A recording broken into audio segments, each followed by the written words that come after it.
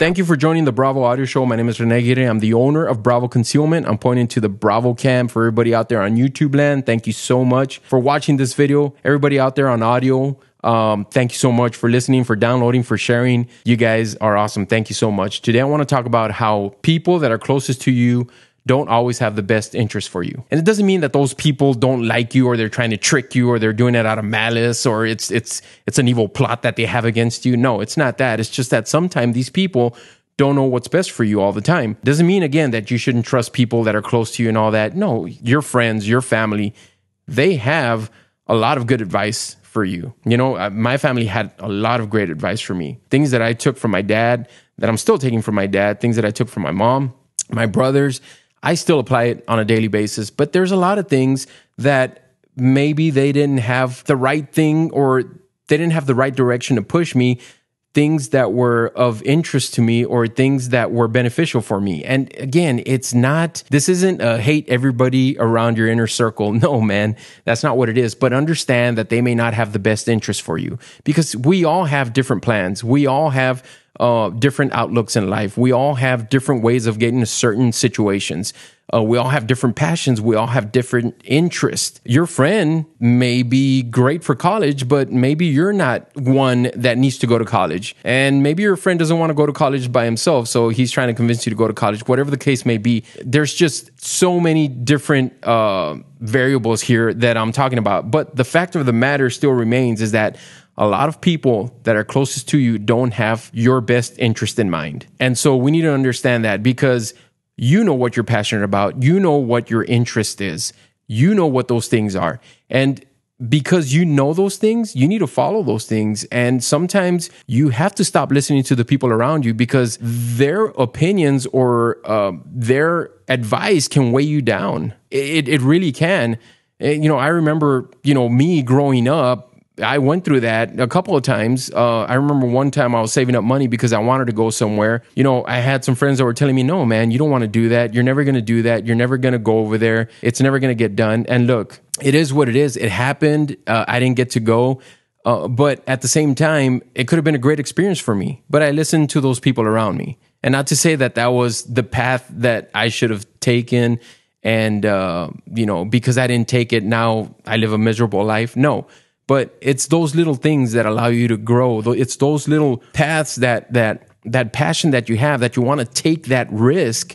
It's those things that allow you to grow. I know I've had friends that have asked me, and I try to stay as neutral as I can because I understand that everybody has a different plan.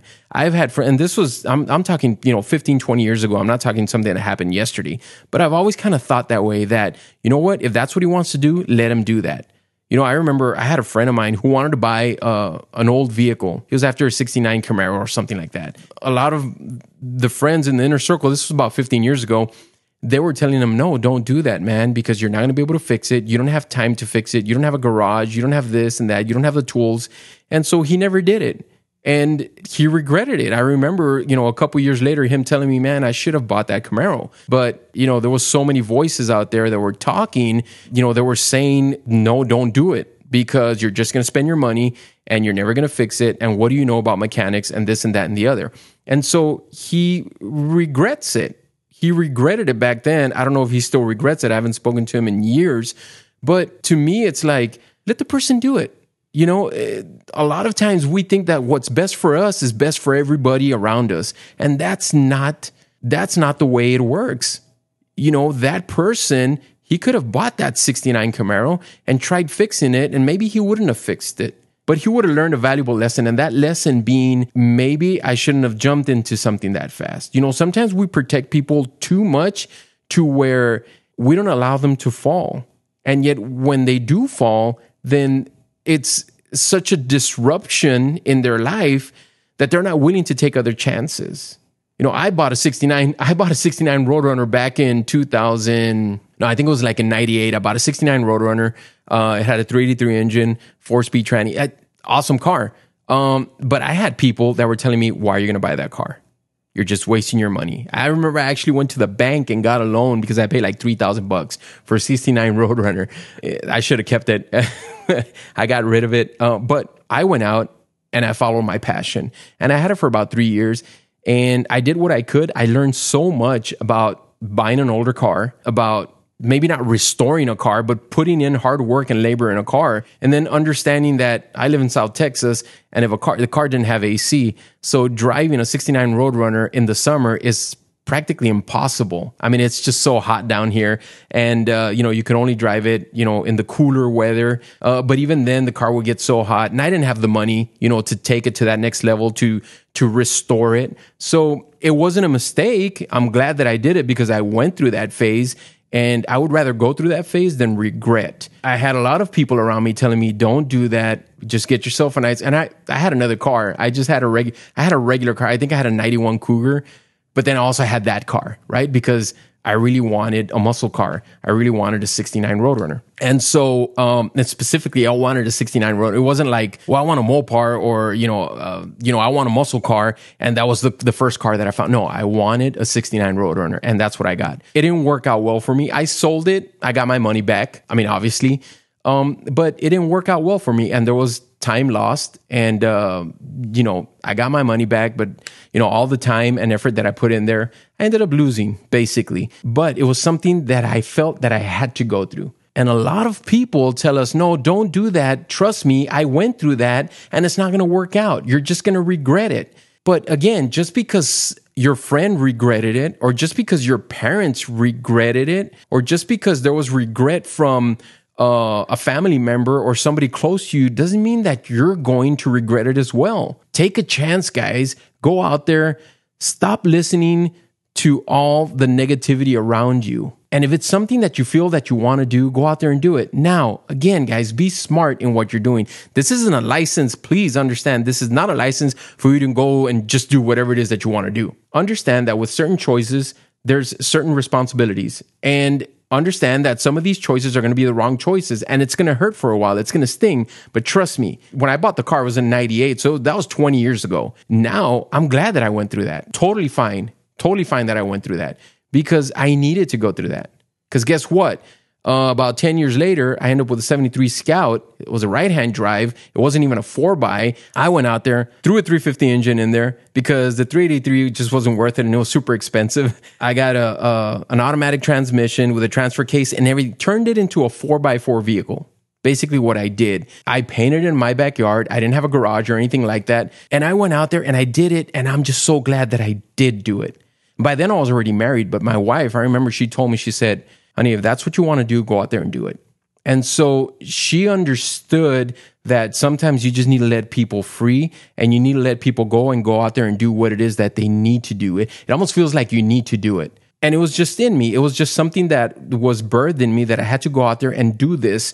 And I put a 6-inch lift on it, 44-inch Super Swampers or something like that on there. And it was an awesome time. And check this out, guys. I drove it a handful of times. After I finished it, I had it for about 3 or 4 months, and I sold it. To me, it was just building it. To me, that was the challenge of building it. It wasn't about, having it and driving it around or anything like that. It was about creating something and having somebody else take advantage of it and go out there and do what it is that they want to do with it. But again, guys, it was something that I felt I needed to do. And if I would listen to people around me, you would not understand how many people were telling me almost on a daily basis, maybe a weekly basis, come on, man, finish that Scout. Don't put the 350 engine in there. Just go the 383, or just put an inline 6 in there. Don't worry about this. Don't worry about that. You're not going to be able to fit the headers in there. And, it's a right-hand drive. It's going to be weird. The engine's not going to fit right. And I went in there and I created my own towers for the engine. I mean, I went out there, I bought a welder. I felt like I needed to do it. And at the end, I sold it for a pretty penny, and it was good.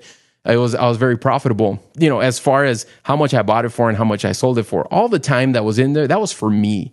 I didn't get paid for that or anything like that, but I felt that I had to do it. It didn't make sense on paper, but I had to do it, guys. I had to do it. It was just something that was in me that I needed to do. And I truly believe that those lessons that I learned, because I learned a lot doing that. There was a lot of failure in doing that, in building that 1973 Scout. But I felt that all those failures that I went through prepared me for Bravo Concealment. They truly did, guys. They truly did. There's no doubt about that. Now, would I have Bravo Concealment if I would have built that Scout? I don't know, maybe. Yeah, probably.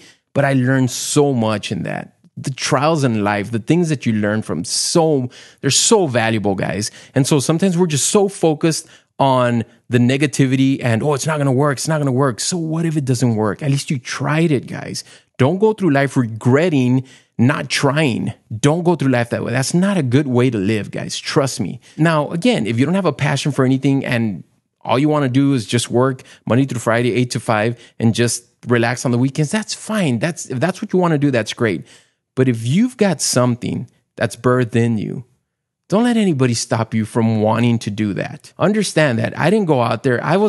When I built that Scout, we were on a limited budget. Guys, limited. I'm talking, I don't even know where I got the money from, but it was just pinching pennies and doing all these things. And I built that Scout. I rebuilt that engine and just having to buy. I remember I bought an Edelbrock carburetor, and those things cost money, and I bought it brand new. But there was a lot of things that I did that I skimped on, and I did it myself, and I saved a lot of money. But those things I learned the value of sweat equity. I truly did. That was one of the things that I felt that I needed to do, guys. Go out there. Sometimes it doesn't make any sense. I get it. But sometimes you have to do things for yourself to benefit you. And a lot of people won't understand that. They will not understand that, guys. But go out there and do it. I'm telling you, it's going to be something that you may regret while you're doing it, or that you may back off and say, you know what, this was a mistake, but it was a good learning experience. Now, again, guys, please take this to heart. Every decision that you make, there's going to be consequences. So again, this isn't a license to go out there and do whatever it is that you want. Like, you know what? I feel like going 300 miles an hour on a dirt bike without a helmet. Okay. Then somebody does need to stop you from doing that. We get that. You know, there's physical harm and there's even mental harm that can really scar you. But I'm talking about the things that you have a passion for, that you want to try. Go out there and try them, guys. People around you will not understand. Trust me. I had so many people telling me, again, like I said earlier, why do you want to do that? Why do you want to do this? You're wasting your time. You're wasting your energy. You can't paint. I painted the car in my backyard. I told my neighbors, look, I'm going to paint. I had a paint gun, and I'm sorry, you're going to get the fumes. And they were cool with it. Don't worry, man. Just do it. We know that you've worked hard, and just do it. Finish it, man. You know, we're with you. I mean, I had neighbors probably convincing me to finish and were more positive towards that than the circle that I had around me. Crazy. But again, and not to say that those guys were bad. They were just looking out for me, but they just didn't know what was best for me. At that time, that's what I needed to do. And that's not to say that they were all negative. I had some friends that were around me that said, man, whatever you need, let's do it, man. I'll help you. For the most part, I did it on my own. I had some things where I did have some help, but for the most part, I wanted to do it on my own. I felt like I had to do it on my own. Go out there. If you have a passion for something, stay focused on it. Understand what it is you're getting into. And then if you feel that it's something that you need to do, do it.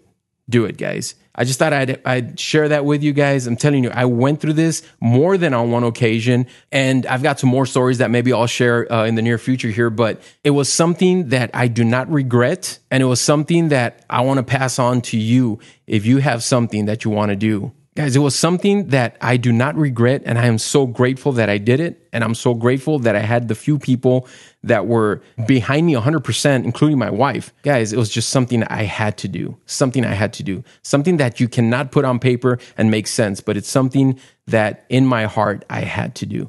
And so, guys, I thought that I would share this with you guys. Thank you so much for your time. I truly felt that I needed to share this because I know that there's people out there that struggle with this, whether it's going to college or getting a certain kind of job or settling for certain things because that's what society says or that's what your closest friends are telling you to do. But if it just doesn't feel right for you, sit down, take a moment, stand back, think about it, and understand what it is that you want to do and maybe what society is telling you to do.